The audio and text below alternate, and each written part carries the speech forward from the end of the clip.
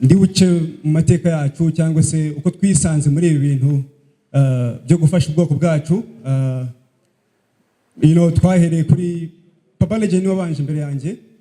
Twahereye rimwe ku bintu bya Save Mulenge igihe ubwoko bwacu bwari mu buricwa hari muri Congo, turi muri Amerika, turi kumwe n'abana b'abazungu. Turavuga ese niki twakora aho turi gusavinga gufasha ubwoko bwacu cyangwa se abantu bacu.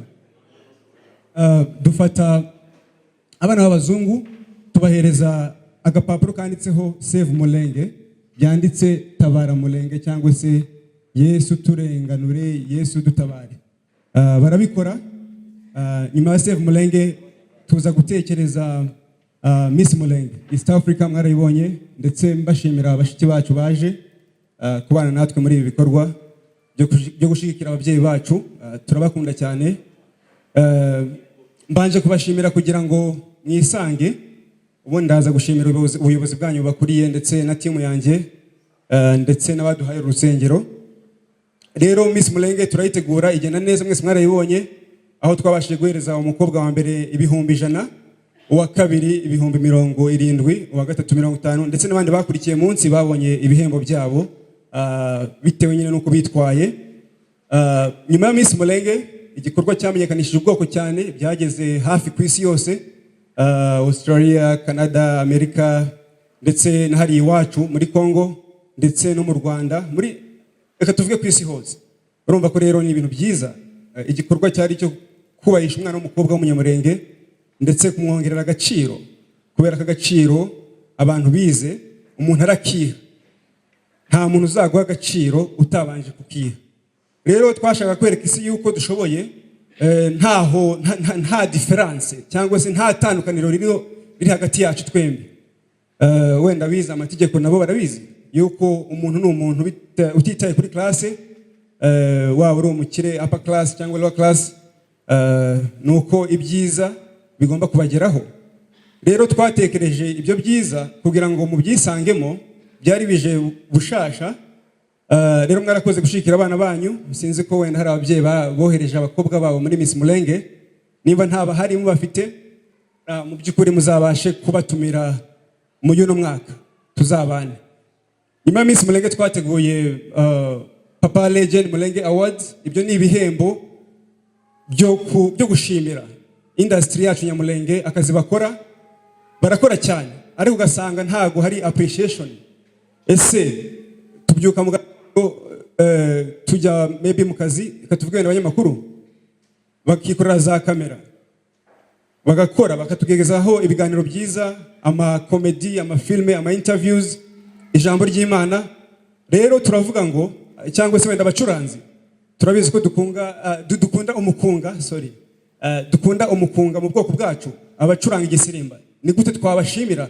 Rero izo ni awards zizahoraho kugira ngo dukomeze supporting abantu bacu, ntibaga feeling left alone, ntibakumve ko bitabareba. Nyuma yaho ngaho nateguye Mulenge Got Talent ndetse na Sam K Super Cup. Mulenge Got Talent babyeyi bacu ni igikorwa cyo kuzamura impano zacu. Abana bacu murabizi ko impano nziza ziva ku Uwiteka, ziva ku Mana.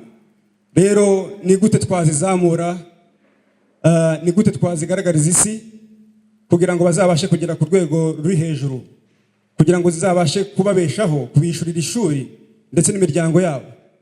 Turabizi ko impano ari bimwe mu bintu bihemba cyangwa se bitanga amafaranga ku isi. Usanga umuntu uzi gupiga akabumbu football arusha amafaranga Perezida wa Amerika. Kano kanya Cristiano Ronaldo na ba Messi barusha umushahara Perezida wa Amerika, kandi ari Perezida w'igihugu gikomeye ku isi. Rero twaje kuzizamura izo mpano. Nimba mufite abana muzabarekure, wenda sinzi ko namwe hari impano mufite muriyegerejwe. Ikindi reka wenda nshimire umuyobozi wanyu mukuru kuba twaramutunguye, twamubwiye ari kuwa mbere cyangwa se icyumweru gishize, ntabwo nibuka neza. Warakoze kumva ubutumire bwacu, mukatwitaba kandi ukatugezaho ababyeyi bacu dukunda, bakaba nabo batwitabye. Naje nakererewe, muranyihanganira mu by'ukuri. Pole sana. Ikindi mbahereza pole, ndabizi ko umugabo niwe mutwe w'urugo, rero kubura umuntu w'agaciro mu muryango ukamutakaza ni ibintu bitaba byoroshye, yaba ari igihe apfiriyeho ndetse n'ubuzima buba buri imbere yawe. Urwo rugendo rurerure kurwijanamo wenyine ntabwo biba byoroshye. Ndabahereza wenda story iri personal, ndabahereza amateka yanjye. Nakuriye ngaha muri Kenya, twabaye ngaha Kasarani hano Santoni ya ruguru. Ntabwo ndi butinye kubivuga kuko ndi mu rugo, sibyo? Yes, ndi mu rugo. Ngiye mama n'umupfakazi, ariyo mpamvu wenda umutima ariho nk'uro mutima wo gufasha abapfakazi. Mama wanjye yapfakaye muri 2011 mu 2011. Nari umwana muto mfite imyaka mike cyane. Byabaye ngombwa yuko mva mu ishuri ho gato nkajya gushaka amafaranga ku muhanda. Urebye ukuntu ngana ufata iyo myaka iciyemo, nawe urumva ko nari muto cyane, ariko biba ngombwa ko ubuzima ariho bunyerekeza. Mva mu ishuri kandi nari umuhanga cyane, si ukwiyemera wenda. Twari abahanga njye na papa legend tuba ba mbere, ariko birangira tugiye nyine gushaka ubuzima inyuma y'ishuri. Nyuma y'umwaka umwe nibwo twasubiye mu ishuri, turakomeza duperforminga neza, tuba ba mbere, twakora ishyano tukaba ba kabiri. Noneho directeur w'icyo kigo atubwira nyine imbabazi, aravuga ngo aba bana ndabizi ko bazi ubwenge kandi ndabizi ko bazi gukina football. Ikigo cyanjye kizahura n'ibindi bigo nka za Bookshine, za Brookfield. Nzabakenera ko bazantsindira ibi bigo, kandi yuko mu cya leta nibatsinda neza nawe ikigo kiwe kizakomeza gitera imbere, kimenyekane, abanyeshuri bazi. Yaduhaye scholarship y'imyaka 4 kugeza turangije secondaire. Urumva ko ni Imana yakoze ibitangaza. Yes, rero kuba mama ari umupfakazi, umwaka ushize Miss Theodora, aba Miss bacu babahaye ibitenge 100 ku bapfakazi 100. Ibyo ngibyo ni njyewe na Miss Theodora na Miss Deborah ndetse n'aba Miss bose twari twabatumiye, ariko haje bakeya. Yari afite umushinga witwa Iwacu, niwe wabahaye ibyo bitenge. Urumva ko ni umutima w'ishyaka, ni umutima w'urukundo, no si ukwiyerekana, ahubwo ni kakantu kacu turimo gufasha abantu, biduhoramo kandi tuzabikomeza kuko ni nkaho ariwo muhamagara Imana yaduhaye. Ikindi Gafangwa yagikozeho cyuko iyo mupfakaye mukiri bato, kubera iki mudashakwa kandi ubuzima ubuzima ni ukwiyadapta, ni ukwiyakira. Tubahereza pole, ariko nyuma ya pole tugomba kureba ukuntu twabaho abana bacu, tukabashakira abandi ba papa wenda. Yego Imana niwe se w'imfubyi, ariko burya nimba ukiri muto ugapfakara, ntukagire ipfunwe ryo kongera gushaka ngo mfite umwana ntawe uzanyemera. Oya, hagize umusore uza akabura ko yagukunze, ntibikagutera ipfunwe yuko yagushaka, azakubanira, azakubakira. Ngiye kuri njyewe ndumva nta kibazo. Ndabahereza urugero. Muri Amerika umugore w'umuzungu ashobora kudivorsa uno munsi, iwe ntabwo yapfakaye, iwe ni divorce, bashwanye. Ugasanga mu kindi cyumweru gikurikiyeho arongeye arashatswe, kandi ukabona ko ntacyo bimutwaye, ubuzima burakomeje. None se twebwe ko birivuga ngo kifo ndo itatutenganisha na kifo ikishafanyika, simunaelewa? So ntibikabatera ipfunwe kongera gushakwa cyangwa se kongera kwiyubaka mu buryo bwemewe n'Imana cyangwa se n'amategeko mu gihe bikwiriye. Nashimira abamisi, ariko none nabashimire ko barigiriye icyizere. Manda yawo iri hafi kurangira. Ndibuka ko Miss Mulenge ya mbere ya 2022 yabaye ku itariki 12 z'ukwezi kwa gatatu. Azaba ari ku cyumweru, tuzabakorera gafete tubashimira kuba barigiriye icyizere. Byaba byiza kurushaho ababyeyi babo nabo baje tukazasangira. Mu by'ukuri baduteje amahirwe cyangwa se ishema, baduhaye ishema mu bwoko. Nka Miss Theodora wenda yagiye mu Bugande ari kumwe na Miss w'umuco Miss Denise. Ndabashimiye cyane ku bunani umwaka ushize kuri Noheli, batanze ibyo kurya ndetse barafunguye, barahaze. Nubwo ari akantu gato, ariko burya ubikoranye umutima w'urukundo hari icyo Imana yakoraho ku babibonye, bakora ibiruta ibyo twakoze. ariko twabereye urugero, twaberetse example nziza. Rero ndonye ndabashimiye kandi mwarakoze kwitabira Miss Mulenge. Muzashishikarize abandi kuyizamo bitewe n'ibyiza mwayibonyemo. Twashatse ikintu twabaha cya gift kado. Turavuga se ibiryo wenda urateka rimwe kabiri bikaba byashize, ariko dutekereza umwenda.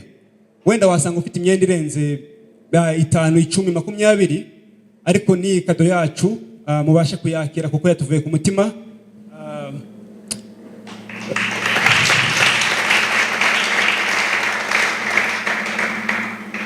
Rero n'urwibutso igitenge, murabizi ko ku badamu bacu ni umwenda wihariye.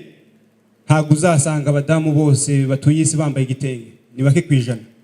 Rero dushaka kubambika cyangwa se kubakorera akantu keza ku rwibutso, mfatikanyije n'abamiss ndetse na timu yanjye. Abamiss baraza kubibahereza ibitenge, muzabibibukireho ko ariyo kado babahaye mu gihe turi kwinjira mu yindi Miss Mulenge. Yes, rero Imana ibarinde. Ndashimira ubuyobozi bwa Kasarani, ndashimira umubyeyi wacu, ndabashimiye mwese kuba mwaje. Tuzongera duhure hano ni mu rugo, n'ubutaha tuzaza, ndetse nzabazanira na Papa Legend ubutaha n'ingaruka. Imana ibahereze umugisha. Ndashimira timu yanjye, of course ni byinshi cyane, wenda urababwira imishinga mfite hano. Yego, so arakoze cyane, nimumumpera amashi. Hanyuma reka n'ubundi tuje gutanga izo mpano, ariko navuganye n'umuyobozi wanyu, afite uburyo aza kubitegura n'uburyo yabiteguye n'uburyo yabikora. Umubyeyi gutandukana n'umwana kereka urupfu rwonyine, uko siko kuri. Yego ndabizi neza, hari abagiye babasiga, n'uwamusiga akamusiga kubw'ubushake bwiwe, kubwo kumvikana n'umuryango, umutima wiwe ubimwemerera, ubimuhatira, nta kibazo kirimo. Ariko kandi ntibe ari condition ku muntu uwo ari we wese. Twasanze ari uruzitiro, turavuga ngo abapfakazi bato bapfakariye kuri iyo myaka yacu n'iyindi iri munsi yacu, rekagira tubacira inzira. Amen. Rekagira tubacira inzira, twerekane ikibazo kiriho. Umuco ushirwaho n'abantu kandi ugakura ukurishijwe n'abantu. Abantu ubwoko bongere babitekerezeho, dore ko n'iminsi yadusatiriye Gapangwa yabikozeho. Kongera gushakwa ntibiteye isoni. Abapfakazi bapfakaye ari bato bongere kandi bashakwe, kandi bahabwe uburenganzira, kuko ari we mubyeyi umusigaye arera umwana wiwe. Nimba ari 2, nimba ari 3, nimba ari 4, gukurikirana nuko yumvikanye n'uwo bazabana, ahabwe uburenganzira ku bana be. Abana ntibagurishwa, amaraso ntagurishwa, nukubarera akabarera ari ab'ubwoko runaka. Icyo kintu turakivuga, gisa nkaho kuri bamwe cyumvikanye, ariko bake abane nticumvikanye. Ariko uko niko kuri ku ijambo ry'Imana. Mu rwandiko Paulo yandikiye Timoteyo rwa mbere 5:14 haravuga ngo, nico gituma nshaka ko abapfakazi bato bashingirwa, bakabyara abana, bagategeka ingo zabo, ntibahe abanzi urwitwazo rwo kudutuka. Twebwe abamaze kumenya Imana, iri ni ijambo ry'Imana. Ijambo ry'Imana ntabwo umuco uruta ijambo ry'Imana. Cyane cyane twebwe twamenye Imana, umuco mukuru tugendera ni ijambo ry'Imana. Amen. Umupfakazi kongera gushakwa si icyaha. Duteye intambwe mu mategeko, twasanzeho nta mategeko ahana umupfakazi gushakwa ku myaka iyo ariyo yose afite, abaye gusa abishaka. Nimba abantu amaherezo y'ubuzima bwabo atandukanye n'ay'inyamaswa, ni ikintu kimwe gusa, nuko Imana yaduhaye ubwenge bwo guhitamo. ni amahitamo y'umuntu. Abantu bareka amahitamo y'abantu abe.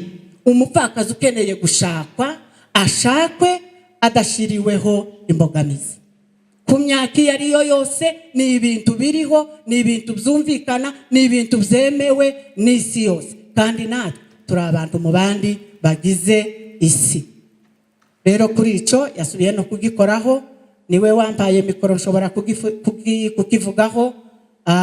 N'abandi bene data bakamikazi n'abandi ba mama bari hano, uyu mumama ndagushimiye cyane, Imana iguha umugisha. Ni benshi cyane bitanze barakivuga, hari abapasiteri bakivugaho n'abandi.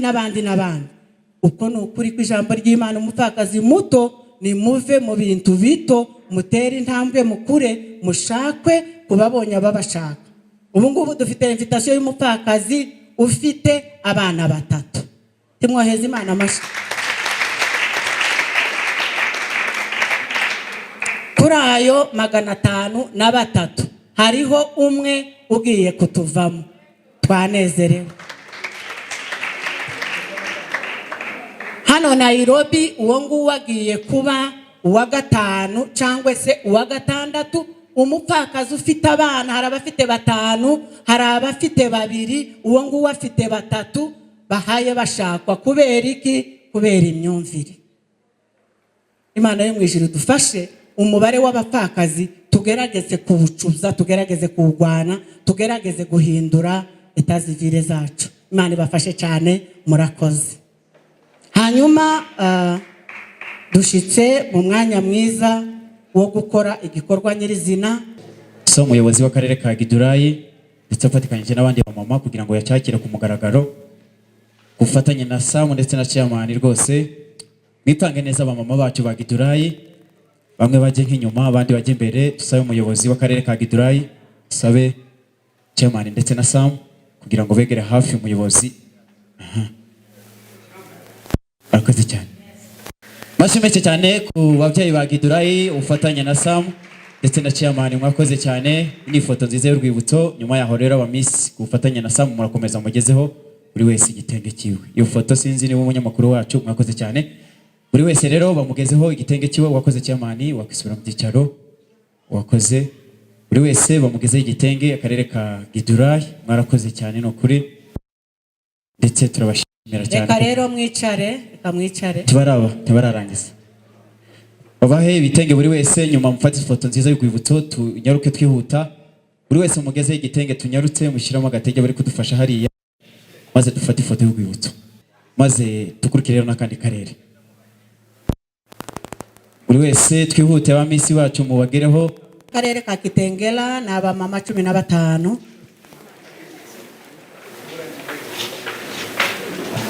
Reka dusabe coordinateur afatikanye na Sam aze kugira ngo bafatikanye gutanga. Karere ka Kitengela na abantu bangahe? Karere ka Kitengela abitabye ni muze, murakoze cyane. Karere ka Kitengela ni muze, dusabe coordinator ndetse na Sam n'abamisi, mwakoze cyane. Amashyi menshi cyane ku bantu bavuye Kitengela. No kuri no rugendo rutari rworoshye, ariko ntagara hano hafi, ariko kandi tubashimira cyane ku mwihariko wanyu. Mwakoze, mwipange mudufashe. Aba bana bato bahagarara imbere. Yego, bahagarara imbere rwose, abamama baje inyuma yabo. Reka dusabe igitenge kimwe mu gihe coordinator na Sam, dusabe umuyobozi w'akarere ka Kitengela mu Adamu aze hano. Mwegere imbere mama, mwegere hano imbere kugira ngo ifoto igaragare. Rwose murabona abo bapfakazi ukuntu bangana, barimo abana bato cyane. Ni ibintu bibabaje pe. Uyu mwana mutoya twari dusabye ngo ajye imbere, niko umuyobozi mukuru yaravuze tumusabe. Barakoze cyane. Ku mugaragaro rero bagishikirije umuyobozi w'akarere mu ruhande rw'abamama mu karere ka Kitengela. Imana imuhe umugisha kugira ngo ibitenge bigere kuri buri wese. Iyi foto nimba yatambutse, amashyi menshi cyane. Mwakoze cyane coordinator. Turagira ngo buri wese mumugezeho igitenge maze dufate urwibutso. Buri wese umisi bacu mudufashe mugezeho umumama wese igitenge, dufate ifoto y'urwibutso twihute. Abataje buriya turaja kubasubiramo, tubaheze ibitenge z'abatashoboye kubona umwanya. Munyaruke maze barangije mwipange. Sam ngwino hano hagati, abarangije mwipange neza kugira ngo ifoto y'urwibutso igaragare. Akarere ka Kitengela mwakoze cyane rwose mwipanga abamama bacu kugira ngo ifoto igaragare y'urwibutso. Amashyi menshi cyane bavandimwe. Mwakoze cyane abanyamakuru bacu mudufashe iyo foto y'urwibutso. Mwakoze cyane mwisubira mu byicaro twakomeza cyane. Dukurikizeho akarere ka Kayole abantu 20 Katusabe Kayole hamwe na Junction. Karere ka Kayole Junction dusabe Bonfils Gapangwa ku bufatanye na Sam. Amashyi menshi cyane rwose. Dusabe Sam akomeze n'ubundi ku bufatanye na Miss mugere kuri buri wese maze dufate ifoto y'urwibutso. Buri wese mumugereho mutangiye ibitenge ba Miss twinyaruke maze dufate ifoto y'urwibutso ku karere kacu ka Kayole ndende na Junction. Mwakoze cyane ababyeyi bacu, Imana ibaho umugisha. Tunyarutse abantu bari gutanga ibitenge, tunyarutse tugere kuri buri wese kugira ngo dukomezeho n'akandi karere. Amashyi menshi cyane ku bikorwa byiza n'ukuri, ibikorwa byiza by'urukundo. Mwarakoze cyane. Muse nabigira hano hafi kugira ngo ifoto muze hafa. Mwigire nka hano ndi kugira ngo umunyamakuru ababone neza. Aha, yes. Muse nabisunika. Mwakoze cyane. Reka dufate ifoto y'urwibutso. Ibitenge ndatekereza ko buri wese afite igitenge cyiwe. Mugeze igitenge bara mama barahindukiye muretse muhindukire mwese kugira ngo ifoto y'urwibutso ifatwe. Amashyi menshi cyane ku bamama bacu ndetse na Sam ku bufatanye n'abamisi bacu. Mwarakoze cyane, Imana ibaho umugisha. Nimwisubire mu byicaro byanyu. Murakoze cyane. Kandi karere mama. Reka hakurikira akarere ka Umoja. Akarere ka Umoja. Reka dusabe umuyobozi wa IITV1 ndetse ku bufatanye na Sam aze hano batange igitenge ku mugaragaro. Umoja, akarere ka Umoja. Abo mama bacu kuva mu karere ka Umoja ndababona baje. Nimuze ba mama mutera gatambwe tunyarutse. Aba mama 8 ba Umoja mu cya gatatu. Mwigira hano hafi kugira ngo bavuze ko hatagaragara neza.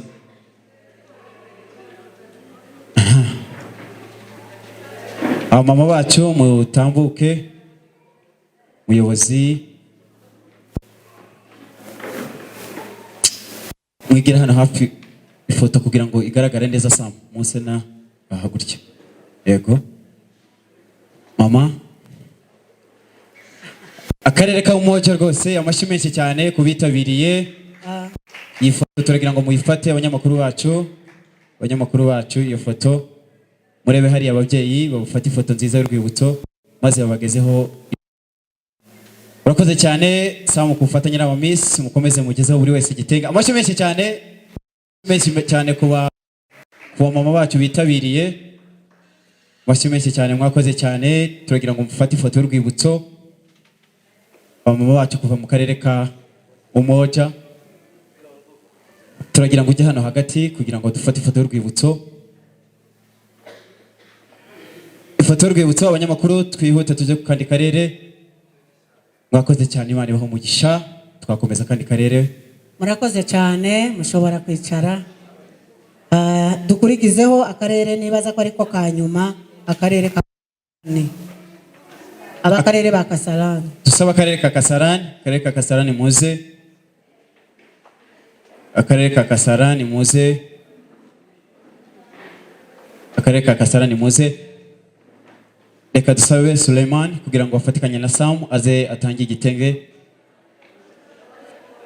Umuyobozi w'akarere ka Kasarani turagira ngo dufate ifoto n'umuyobozi uhagarariye akarere ka Kasarani nyuma tuza gufata ifoto y'urwibutso. Amashyi menshi cyane kubitabiriye mu karere ka Kasarani. Kuri ni igikorwa cyiza kandi cy'urukundo. Tusaba abanyamakuru bacu kugira ngo iyi foto y'urwibutso itambuke. Aha, ndagira ngo Miss ndabafatikanya nawe dutange ibitenge kigere kuri buri wese. Tange ibitenge bigere kuri buri wese. Umwaca ku murongo wa mbere wundi ku wa kabiri. Tunyarutse kugira ngo dufite n'ikindi gikorwa cyo kuza gusangira kugira ngo twishimane uyu munsi ndetse n'ibyavuyemo. Tunakomeza no Reka rero dusabe ifoto y'urwibutso maze dukomeze n'izindi gahunda. Munyamakuru wacu wadufasha kugira ngo ifoto mu karere ka Kasarani. Sam turagira ngo murebe hariya.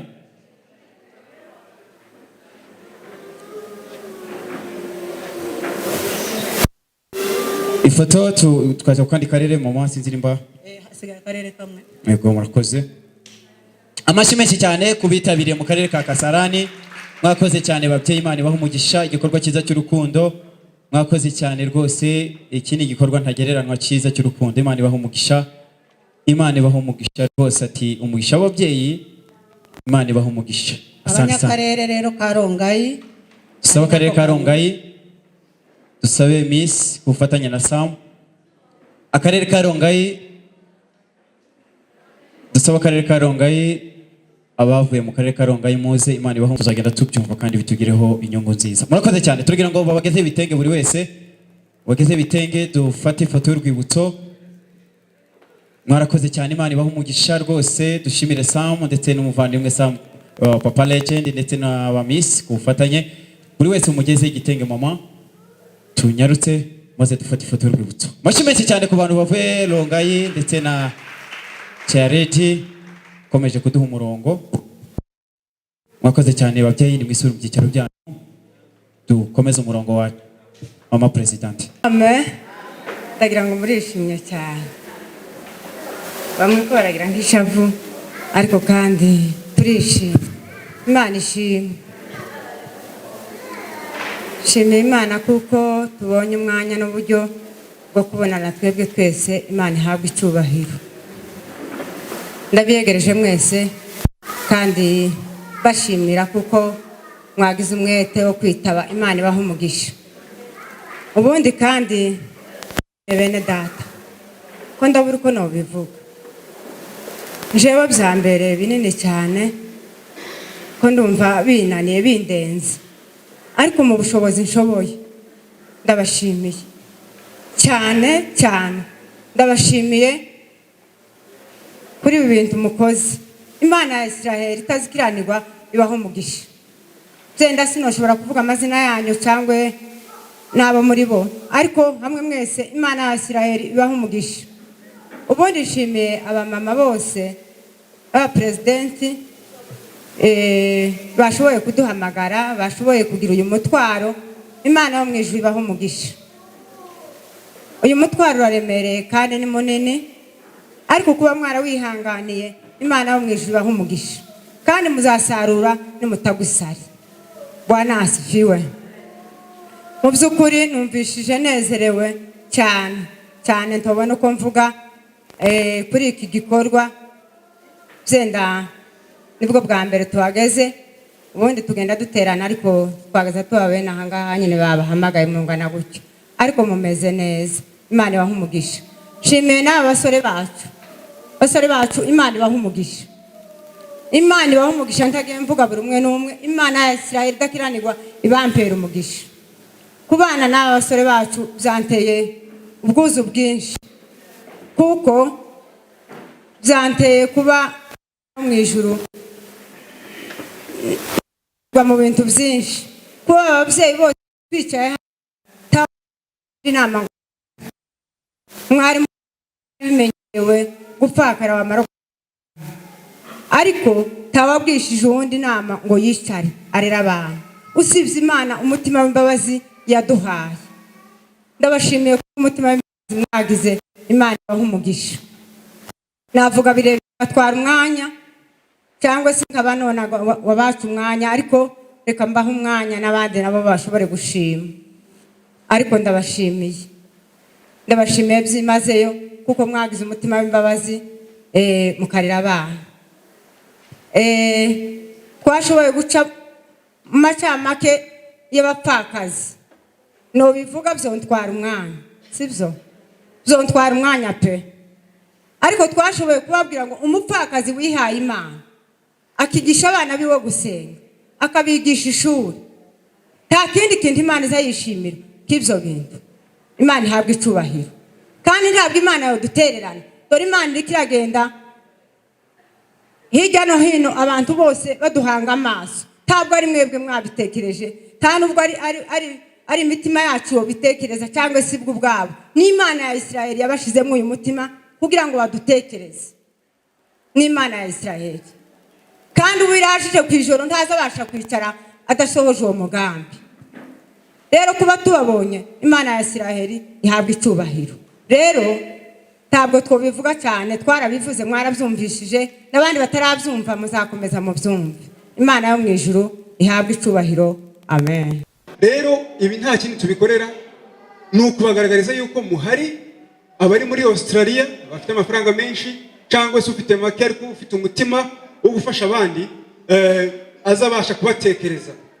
Ibi twebwe wenda ni umunsi umwe cyangwa bikamara nk'umwaka, iminsi ibiri, ariko dushaka ibintu bizabashaho. Waza ubyuka mu gatondo uzi ko hari uri bakura umugati, uri bakura amafaranga yo kwishyura inzu.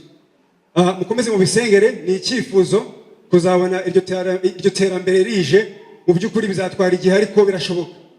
Gushinga amaduka y'abanyamurengekazi n'abanyamurenge tukiteza imbere byadufasha cyane.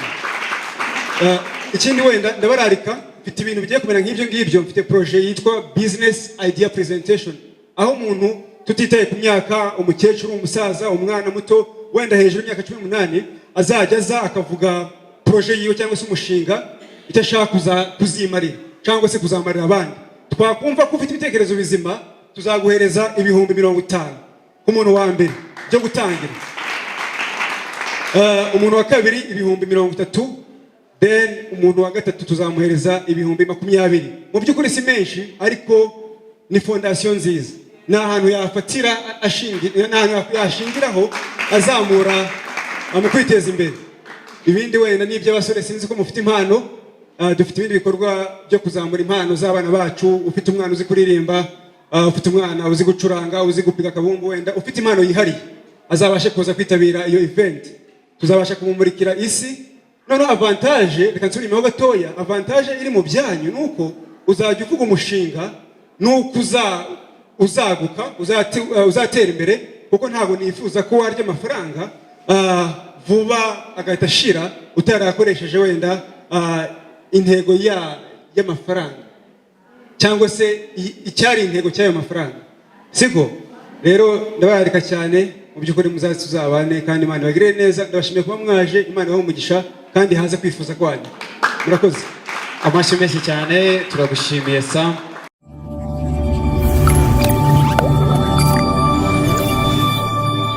Subscribe to Papa Legend TV.